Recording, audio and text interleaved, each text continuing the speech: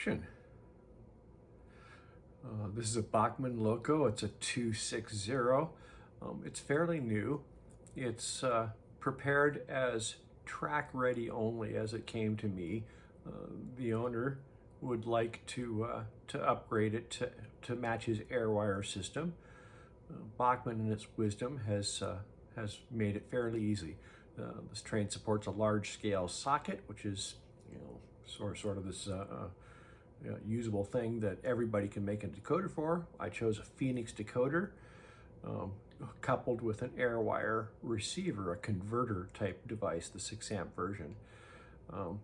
After reading the manual, we were all concerned about where to put a battery in this, but after reading the manual, it turns out that Bachmann did leave a little cubic void in the back of the tender, and that's intended to hold a typical 1x4 brick 14.8 volt battery that would probably run this for 2 or 3 hours.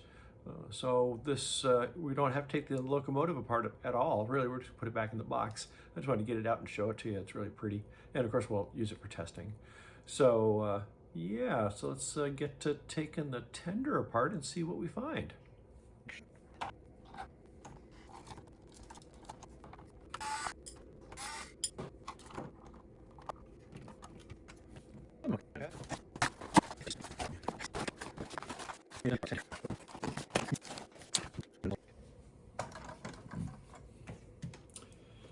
So we give this a little measuring. It was advertised as 1.5 inches, and it is, can't see that, 1.49, swivel, 1.46. Okay, so it is under 1.5, except for that little protrusion right there, but that might not be a problem.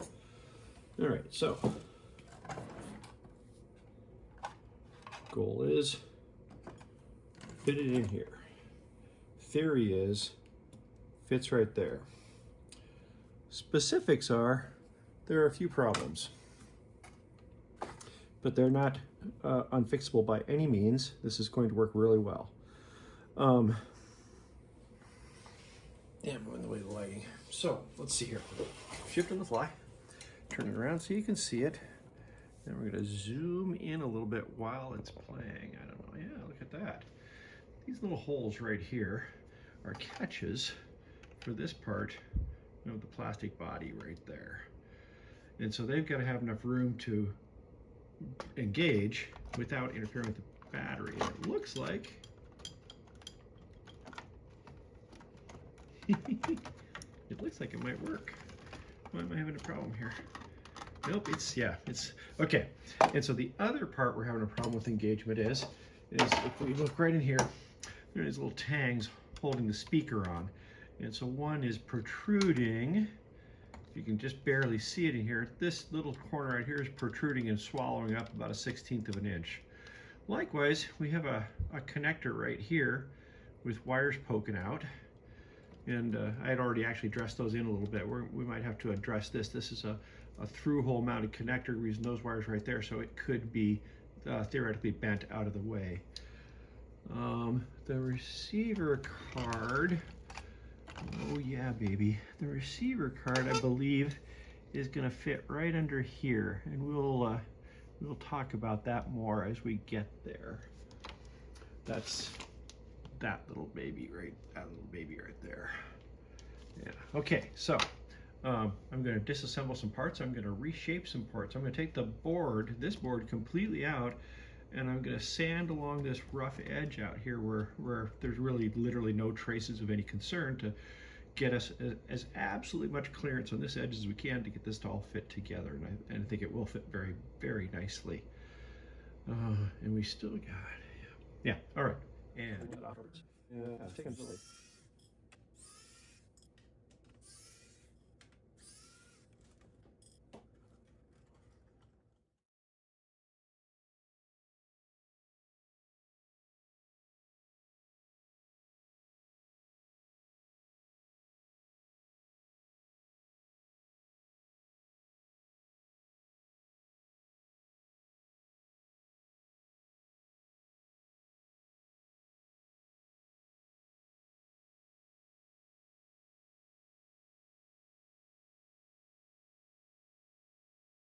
Okay, so we've got battery roughly placed. That's okay. And we talked about where we're going to put stuff. I just got out of the back room and have produced this little bracket. This little bracket holds, you pop this little board into these corners like that.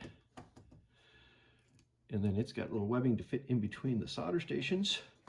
And so you end up with this neatly tucked exactly where I want it.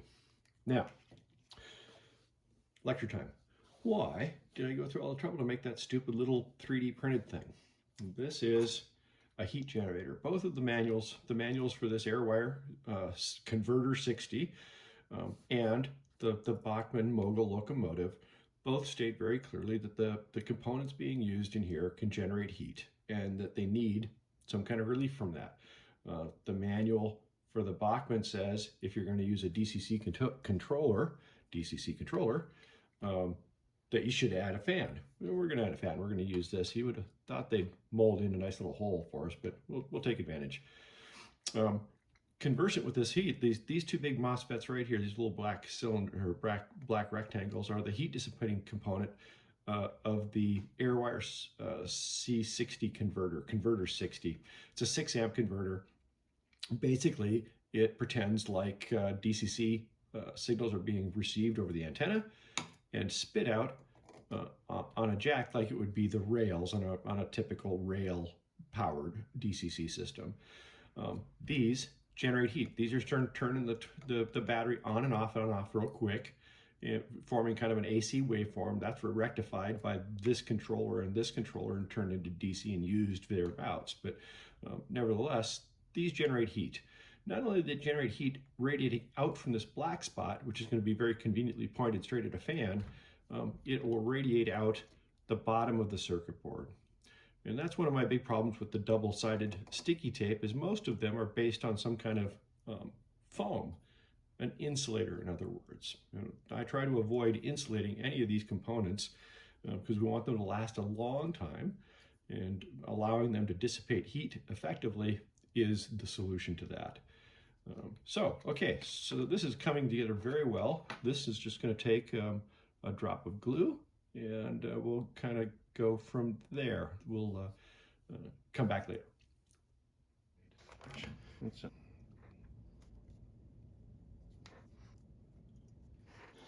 We have our little support mechanism mounted here.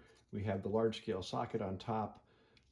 We are pretty much ready. I've selected a couple of fans. They're not the ideal size. I need some intermediate sized fans, but these will fit right here in this grill. We're going to hit the 3D printer one more time and make ourselves a little plate with mounting spots for these fans, and the voltage regulator designed to hold that. So the way it works is we've got the original board here.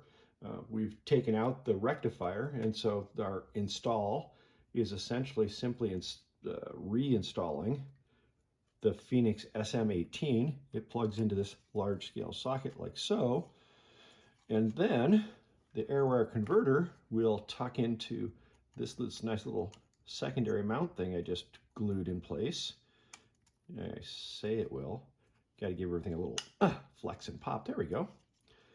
And so what we end up with is one tidy little assembly that contains everything we need, well, except for the fans, of course. We're going to solder a couple wires. The input side, or the output side of the converter, comes from this little mount boss right here, and it will go to these rather than wrap a wire all the way up top. I'm just going to solder them on right there to keep everything neat and clean.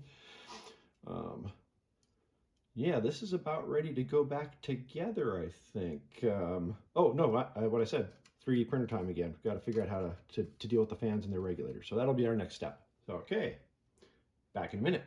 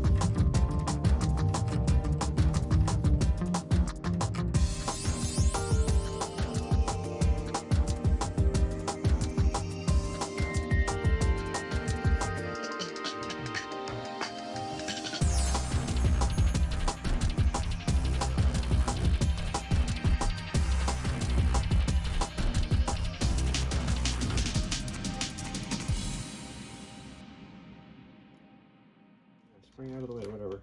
And of course, the battery will tuck in just like this, plugged into that, also dressed up into here. So it's all kind of loosey-goosey, and you can't see how beautiful it's going to be. But it does appear, deep breath, it does appear like it's actually going to fit. we like that after all this work. Alrighty, more in a bit. Okay, so here's the, it's not completed, it's still loose. I could take this apart if I wanted to, but the trial fit is going real well. We're going to wrap that up in a little bit of I don't like this isn't secure enough. We're going to wrap that up with a little hot melt glue. But all just disappears very nicely without any sort of alteration to the stock bodywork or chassis or anything. You just pull this load up and flip it on. You can hear a couple fans going down there real quietly. It's ready to go. Okay, so the next test is hook it up to the actual train. Let's see what happens. We have everything together. It should, upon applying power, do something. Well, it should act like we're ready to try programming it. Power. Okay then.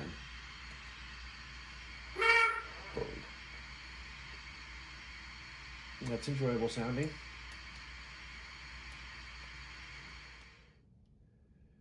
All right, I'd move to a different space. The workbench, the computer at the workbench is too weeny to support the virtual machine I need to run the Windows software to play with the sound card.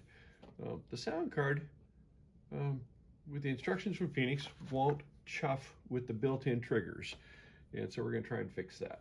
So we've hooked up, we've invoked a Windows virtual machine or used a Windows laptop, installed the Phoenix software, plugged in their little special communications cable, done all this before, it works very well. And with that, we turn it on.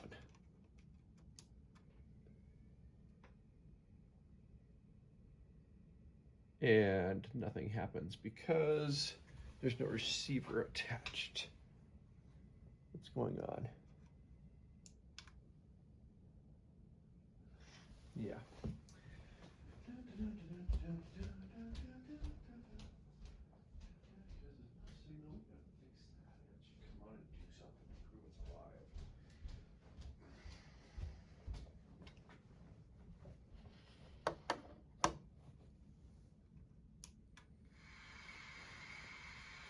That's irritating.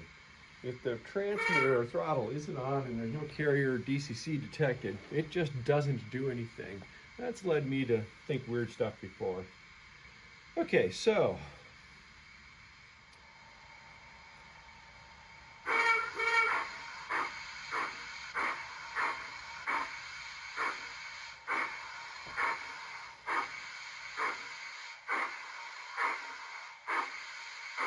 I'm staring in disbelief because the wheels aren't moving, but it's still chuffing. I just told it not to be in auto chuff mode, but it's still in auto chuff mode. It's auto chuffing, which is discouraging. So it shouldn't be doing that right now. I'm all excited. We're back now. I'm all excited. I just fixed it because I used. Okay, wait. What did I do? I disabled speed from DCC, which seemed to override the chuff pin coming over CAN trigger 1. Okay, but here we go. Let's just